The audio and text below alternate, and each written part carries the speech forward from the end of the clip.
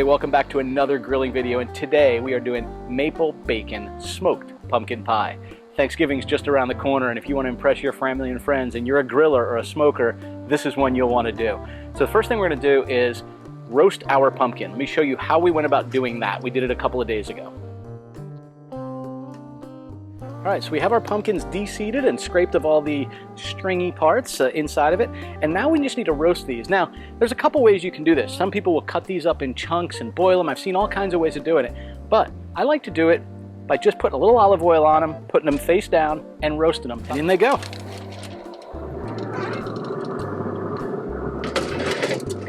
So, I'm going to take them and put them on these countertops over here, show you what they look like. It peels right off of here. So the last step really is easy. It's just a matter of turning this into a puree. Now this depends on what your preference is. You can do this in a blender, one of those little NutriBullets. You can do it with an immersion blender. You can just use a mashed potato masher.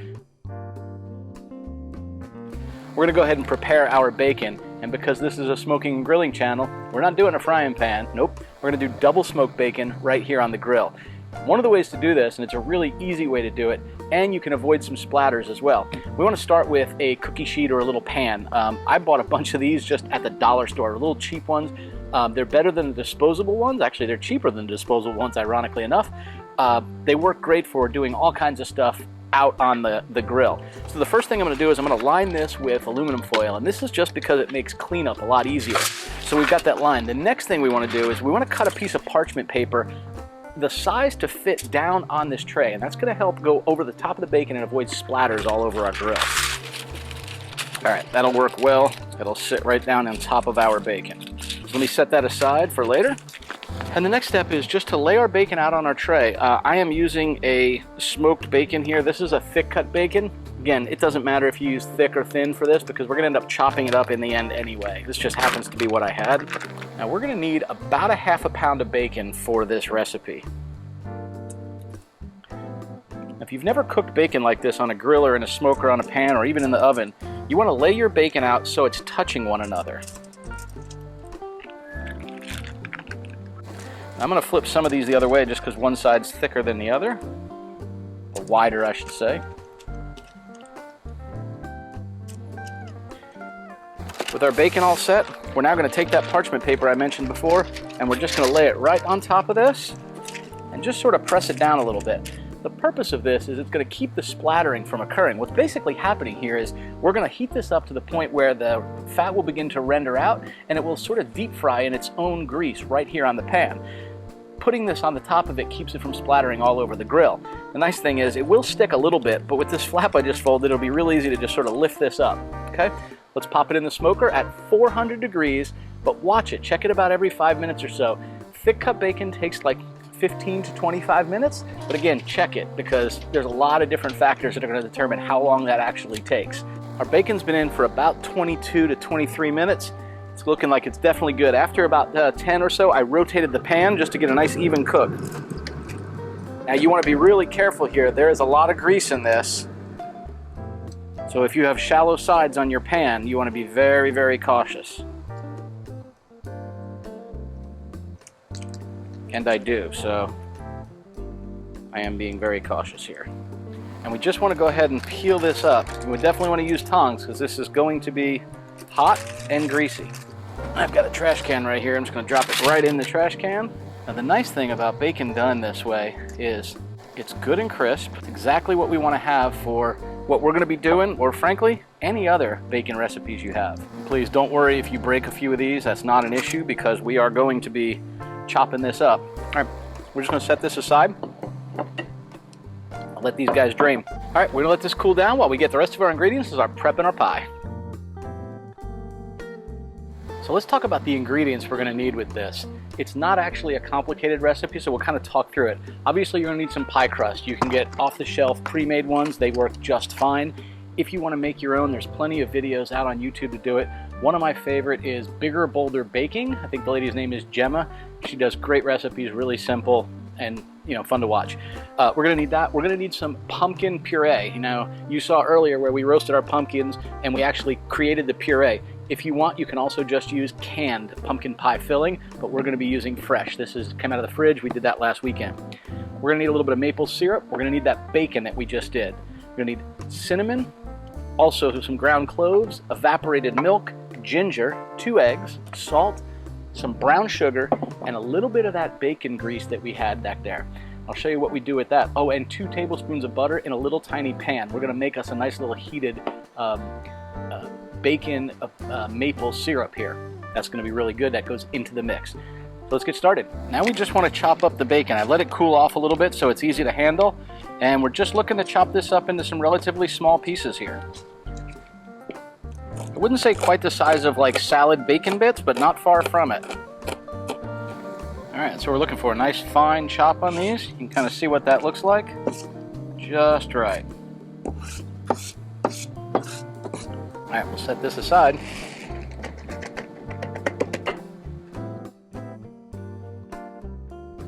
Now I have here a small little melting pot, if you will. I put 2 tablespoons of butter in here. And what we're going to do is we're going to add about 2 tablespoons of that bacon grease. Create me a little pour spout right here on the corner, and hopefully this works well. 1 tablespoon, 2.5 tablespoons. How's that?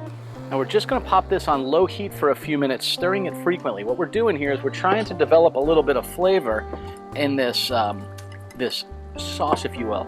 As it starts to melt, as the butter melts all the way and that bacon grease gets warm again, I'm going to add a little brown sugar to it. And you can see I'm just going to add the brown sugar to this while stirring constantly over the heat.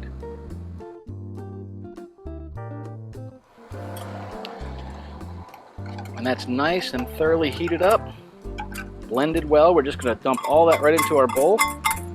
Remember, that's our bacon grease. 2 tablespoons of bacon grease, 2 tablespoons of butter, and about 1/4 cup of brown sugar. And now we're going to begin adding the rest of our ingredients. We're going to add in 1/4 cup of maple syrup.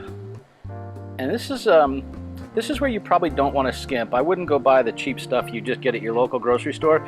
Go for the 100% pure maple syrup and pay a little bit more for this. It's going to make it worthwhile. All right, it's now time to start working on our seasonings. Now I'm going to start with my ground cloves. We only need 1/8 teaspoon, so a very small amount of this. Cloves are a very overpowering seasoning, and you don't want to go with too much. We want about 1/4 teaspoon of salt. I would use fine salt here. If you've watched our channel, you know that we're doing coarse ground smoked salt. This wouldn't be a good spot for that. 1/2 teaspoon of ginger. We're going to do a full teaspoon of cinnamon. Now you're just going to whisk this together real well to incorporate all these seasonings into this kind of thick liquid. Now we're going to go ahead and add in our fresh pumpkin that we roasted. Normally, if you were substituting this with a can, you would use a 15-ounce can of pumpkin pie filling. A typical replacement of if you're using fresh pumpkin is about 1 3/4 cup. That's usually what's in a 15-ounce can.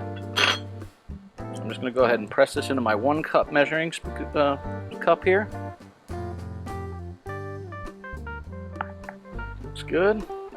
You know what? I'm just going to use the same one and approximate 3/4 cup. It's going to be okay here. Now, if you want to get this exact, you can certainly use a scale. You want 15 ounces by weight of fresh pumpkin. I'm going to start to mix this in a little bit, and then we're going to get 2 whole eggs in here as well. Normally I crack this in a separate dish to make sure I don't potentially get any shells in there, so I'm being really careful there.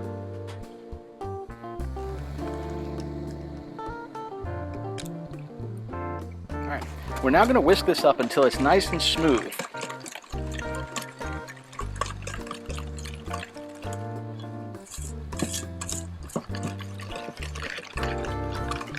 I'm going to go ahead and crank up our smoker to 425 degrees. Now we're not going to do it the whole time at 425, but we're going to start it off at 425. So I'm getting it up to temperature. We'll cook it for a little bit and then reduce the time. I'll show you what that is, and I'll put a few little things on the screen so you can see it. So we've got this looking pretty good.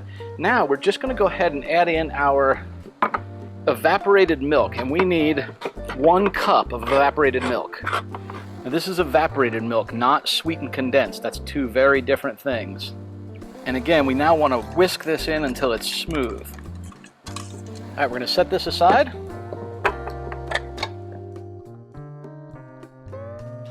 We now want to go ahead and start preparing our pie crust. If you're doing this out on the smoker or grill versus your oven, I'd recommend using a ceramic or glass pie plate. And again, I'm cheating here. I'm just using a pre-made dough, and it works just fine. And these are really easy to use. You basically just roll it out. So I'm going to open up this package. I like to begin to roll it right on the table, just to start to unroll it before I go onto the dish. And at this stage, just a matter of placing it on top of the pie plate. Now, I do like to do mine upside down, just because they tend to have a form to them already. By doing it upside down, you kind of change that. Now, when you push a pie into a pie dish, you want to avoid just pushing the corners down and stretching it. You'll end up with a very thin corner, which means that's where it'll break. So you want to be cautious as you do this. We're trying to get this edge about even with the top all the way around. You find sort of your sweet spot, if you will. And then what you want to do is you just want to pinch each corner with your finger, like this. You pinch and twist just a little bit, and that gives you that nice fluted edge and keeps the whole pie crust along the edge. Over here. Yeah, right here. Hey, do me a favor. If you like this video, go ahead and give it a thumbs up. And if you want to see more like it, subscribe to the channel and click on that little bell notification so you get notified of new videos. Thanks. We now have our pie crust ready to go, and all we're going to do is pour our filling right down into it. Here's a trick, by the way. If you have a small little pan like this, put your pie dish in the pan. It makes it much easier to pick up in and out of the grill, and if it does slide a little bit, it's got a lip there to keep it from falling off of there. All right. And now it's just a matter of pouring our filling right into our pie. And as I mentioned before, it's going to be a lot more liquid than you think it probably should be, but it's okay. By the way, I'm doing this in a 9-inch pie plate. That's something you want to know. If you're doing it in something bigger or smaller, you would have to adjust the amount of filling you're using. Now that we have this poured in here, just before we put it in, we're now going to sprinkle the bacon right along the top here. And the reason we're putting it on the top is because some of it's going to settle down inside of this pie a little bit. If we would have mixed it all in our mixture, I was telling you before about scraping the bowl, a lot of the bacon would have sunk to the bottom. So by putting it in the top, it's going to slowly work its way down through there as this cooks. We're now going to go ahead and put this in the smoker at about 425 degrees. We'll do that for about 10 minutes or so, and then we're going to turn it down to 350. We're going to cook it until it's done. I hate doing that, but as you guys know, it's not always easy to give times because things vary and fluctuate, especially when you're using fire on a grill. So what we're looking for is after about 25 to 30 minutes, it's going to start to dome a little bit at the top. That's okay. It will eventually begin to settle back down. And what you want to do is you want to make sure that the center is not jiggly when you wiggle it around a little bit. That's how you know it's done. If while you're cooking it, you start to see the crust getting too done, take some aluminum foil strips and just place them on there. That'll keep it from burning that crust on the very top. But it's real important that you keep it at that heat the whole time. And in this goes at 425, as I mentioned.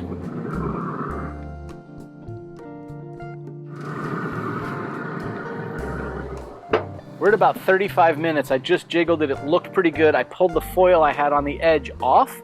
I'm just going to leave it in for about 2 minutes, and I'm going to put it right out here. We're going to test it and see if our tester comes out dry.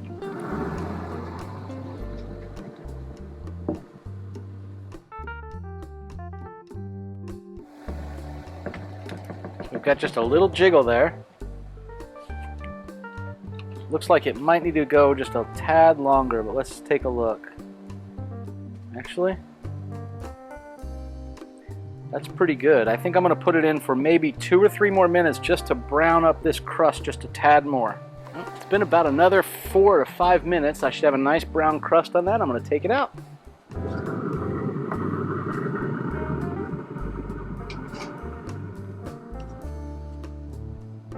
So I'm going to let this cool down, and we will come out, cut a slice, and try it out.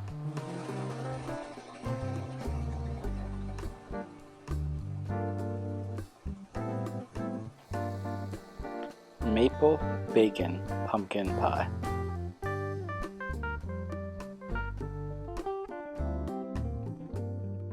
We let this cool down inside on the countertop for about 2 to 3 hours. It's now at room temperature. Just sliced up a piece of it. We'll give it a try. Looks really, really good.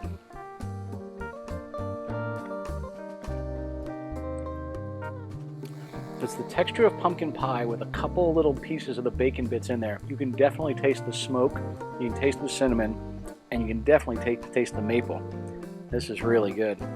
It's unique and just a little different. It's just the kind of thing that your friends or family at a gathering are going to talk about and say, wow, that was unique. I don't think I've had that before. I hope you guys enjoyed this week's recipe, maple bacon smoked pumpkin pie. Bye everybody, safe and happy grilling. We'll see you next week.